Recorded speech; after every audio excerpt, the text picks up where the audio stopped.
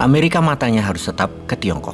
Jangan lengah, karena perang di Ukraina panjang adalah maunya Tiongkok. Rusia adalah pionnya Tiongkok. Sebuah kalimat di awal provokatif sekali. Biasanya informasi begini bosman langsung gas dengan informasi selanjutnya, di mana banyak yang komentar, sok tahu lu bosman. Hal itu wajar, karena bosman memang wong bodoh ngaku pinter. Namun kali ini literaturnya akan dijelaskan. Biasanya nggak menjelaskan buku apa atau siapa yang bicara. Biar ada pembedanya dengan informasi sebelumnya, maka kali ini literaturnya diinfokan, referensinya diinfokan. Bener deh, faktanya memang tidak ada data dari bosman yang tidak berdasarkan buku atau informasi dari pakarnya. Geopolitik itu harus diajarkan kepada generasi muda yang nanti ke depan mengelola negara ini. Bahkan generasi saya yang tua-tua ini yang di atas kepala 5, yang ada di pemerintahan pun terkontaminasi dengan ajaran tetua-tetua orang partai dan oligar-oligar yang usianya di atas 70-an tahun. Walau mereka masih berkepala 50 tahunan usianya, namun kental dengan pengaruh kekuatan politik gaya lama dan kekuatan ekonomi gaya lama. Orang kaya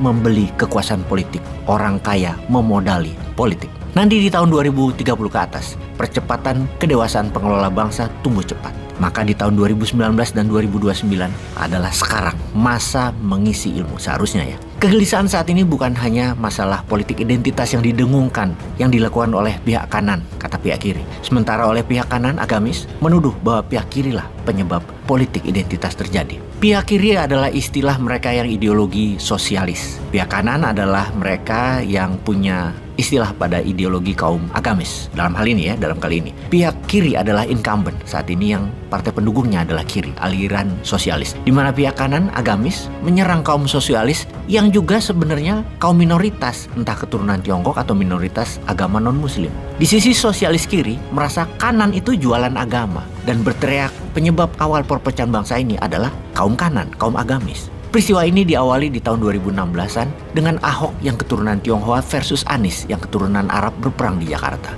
Rebutan jabatan orang nomor 1 di Jakarta yang dibawa dua kelompok pendukung masing-masing ke ajang identitas dan saling serang, saling hina, saling salahkan. Posisi Jakarta penting karena bisa mengantar ke RI 1, di mana kalau Anies menang, peluangnya ke RI 1 membesar, sementara kalau Ahok menang, menjadi pengawal untuk kelompok incumbent untuk bertahan terus menjaga RI 1. Karena itu mati-matian kedua pihak perang berebut Jakarta. Agama dipakai sebagai senjata, identitas dipakai, ras, suku dipakai, minoritas mayoritas dipakai. Semua dipakai untuk saling serang. Walaupun kedua tokoh sentralnya adalah masing-masing keturunan Tionghoa dan Arab. Dan ini yang membuat ambiar perpolitikan Wakanda hingga saat ini. Sosialis kiri versus agamis kanan. Akhirnya generasi muda lupa akan peran Indonesia di mata dunia. Bagaimana roadmap menjadikan Indonesia negara superpower? Lupa bahwa KKB telah ngacak-ngacak Papua. Lupa bahwa pejabat di Jakarta nggak terlalu peduli kayaknya dengan KKB di Papua. Atau jangan-jangan tidak mampu ya.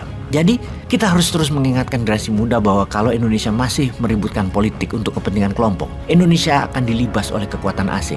Wilayahnya diambil asing, hartanya disikat asing. Seperti selama 10 tahun terakhir, hal itu sudah terjadi. Kita ke depan sebentar ke tahun 2027 di mana pada saat itu adalah masa ketiga berakhir masa jabatan Xi Jinping, yang tentunya dia akan menjabat lagi yang keempat. Dari sisi Amerika, mudah-mudahan presidennya Trump yang jadi di tahun 2024 hingga 2028, hingga di tahun 2027 Amerika tuh benar-benar siap. Kalau bukan Trump, Amerika pasti ambiar, dan ini yang kita harapkan, Amerika ambiar. Dan kita ambil kesempatan, tentunya bukan nanti di tahun 2027, tapi sejak 2019 atau bahkan 2014, yang ternyata kita semua tahu kayaknya tidak jadi kerjaan atau tidak jadi kenyataan. Kita kembali ke kalimat awal yang biasanya Bosman tidak mengatakan siapa yang mengatakan dalam narasi-narasi video, namun kali ini kita buka satu nama. Yang mengatakan di awal informasi kali ini adalah Oriana Skylar Masruh, seorang political science China expert dari Stanford University, juga seorang konsultan geopolitik kenamaan Amerika. Yang kalimatnya kencang mengingatkan Amerika bahwa Tiongkok pasti masuk ke Taiwan dengan military action.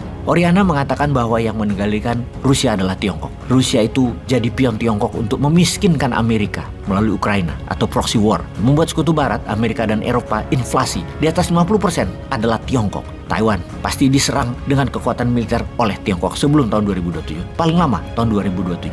Alasannya, karena Tiongkok harus menjadi one country one system. Dalam masa jabatan Xi Jinping hal itu harus terjadi. Ini adalah sebuah prestasi yang tidak bisa dilakukan oleh Mao Zedong dan Deng Xiaoping pendahulunya. Tidak ada lagi one country two system, demokrasi dan komunis tidak ada lagi. Oleh Tiongkok harus satu country, satu sistem, komunis. Dalam perang Taiwan nanti beda dengan wilayah Eropa yang perang darat, beda dengan wilayah Timur Tengah yang juga perang darat. Walau jauh dari mainland Amerika, mobilisasi ke Timur Tengah memakan waktu 3 bulan bisa dilakukan karena banyak mitra Amerika di dekat kawasan, apalagi Eropa, mudah memobilisasi dan cepat. Catatan untuk semua negara Timur Tengah, dulu Amerika punya Saudi sebagai pusat mobilisasi. Kembali ke Taiwan. Perang di Taiwan adalah naval war atau perang laut, di mana Tiongkok hanya cukup 3 hari untuk memobilisasi dan menyerang Taiwan. Sementara Amerika untuk memobilisasi armadanya ke Taiwan perlu 1 bulan. Dengan kekuatan militer saat ini, itu pun dari titik terdekat Taiwan, yaitu dari titik Filipina. Sekarang ribuan personel tentara Amerika di Filipina untuk membangun pangkalan agar bisa serang Taiwan dalam 1 bulan atau melindungi Taiwan dalam 1 bulan. Durasi pembangunannya cukup lama, kira-kira makan waktu 3 tahun. Artinya kalau Tiongkok bisa 3 hari memobilisasi serangan ke Taiwan,